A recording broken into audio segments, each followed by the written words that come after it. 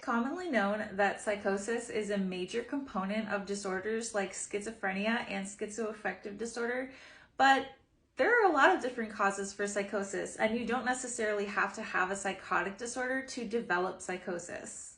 For instance, stress. Stress can trigger psychosis in people who have lifelong mental illnesses like bipolar disorder and schizophrenia, but it can also trigger psychotic episodes in people who don't have psychotic disorders at all, and these episodes tend to be called brief psychotic disorder.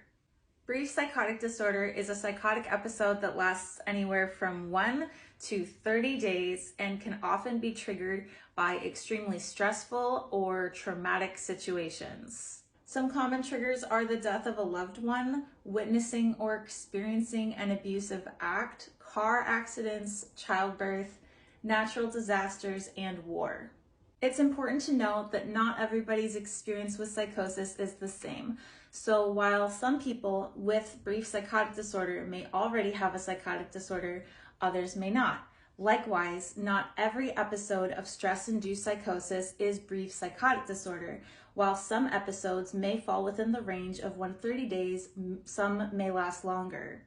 And another interesting thing to note is that while stress-induced psychosis can result in brief psychotic disorder, not every episode of brief psychotic disorder is related to stress. You are more likely to develop brief psychotic disorder if you are a female, if you are in your 20s, 30s, or 40s, if you have a pre-existing personality disorder or mood disorder, if you are an immigrant or refugee, or if you are in a developing country. Treatment of brief psychotic disorder typically entails taking antipsychotic medications, benzodiazepines, talk therapy, or in some other cases having an admittance to the hospital. So brief psychotic episode is treatable. It's absolutely possible to recover from. Stress management goes a long way in preventing further episodes. And while some people may have recurring episodes later in life, it is possible to recover from.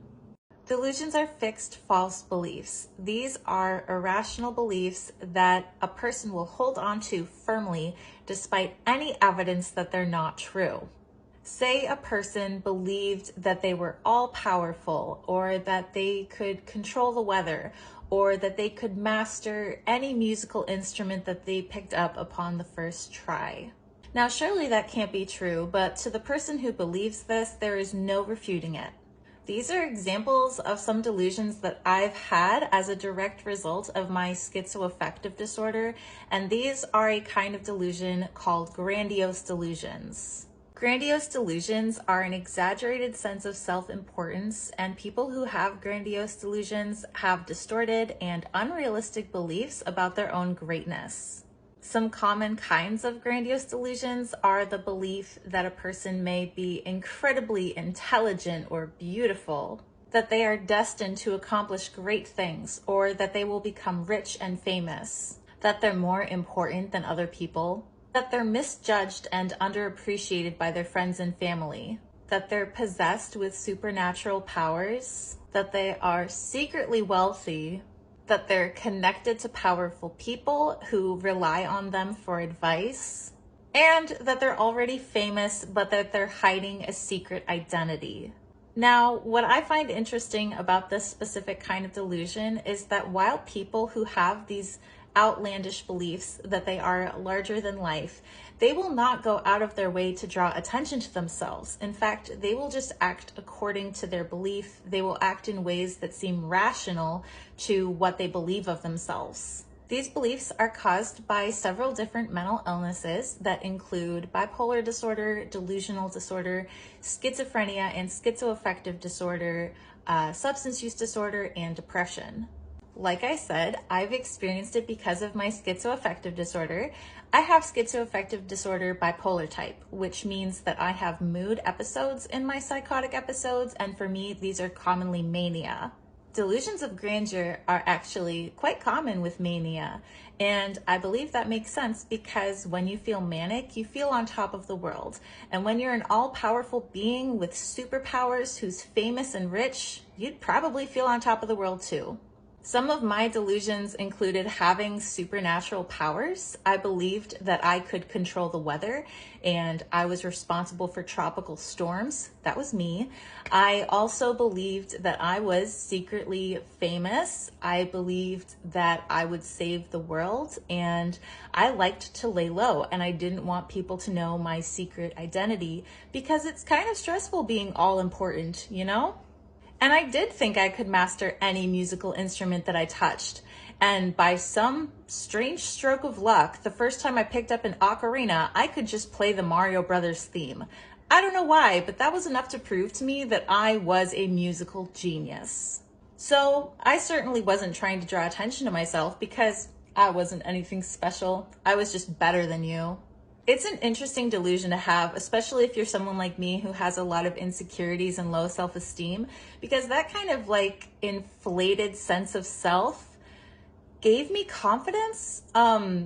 It made me feel like an entirely different person. Like I didn't feel like myself. I felt like this superhero version of myself that was capable of anything, who could accomplish anything. And I don't have that kind of confidence in my day-to-day life.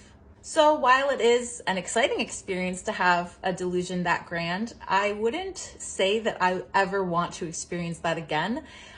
It was the result of a mental illness, and that mental illness is very well managed today. So I will trade having my stable mental health over grandiose delusions any day. Have you ever been paranoid? It's not as uncommon as you'd think. Paranoia is essentially having irrational and excessive feelings of persecution, jealousy, mistrust, and threat. People with paranoia feel completely overwhelmed by their suspicions despite any evidence that they're not true. Some common beliefs that a person with paranoia may have are that they are being poisoned, that their partner is cheating on them, or that they are being watched even though they don't have any proof that this is actually happening. While paranoia is a symptom of several mental illnesses, you don't have to have a mental illness to experience paranoia. And like I said, it's more common than you'd think. People with paranoia don't tend to look paranoid. A lot of times you wouldn't be able to tell that they are acting paranoid unless you were very close to them, in which you would see it come out in certain situations.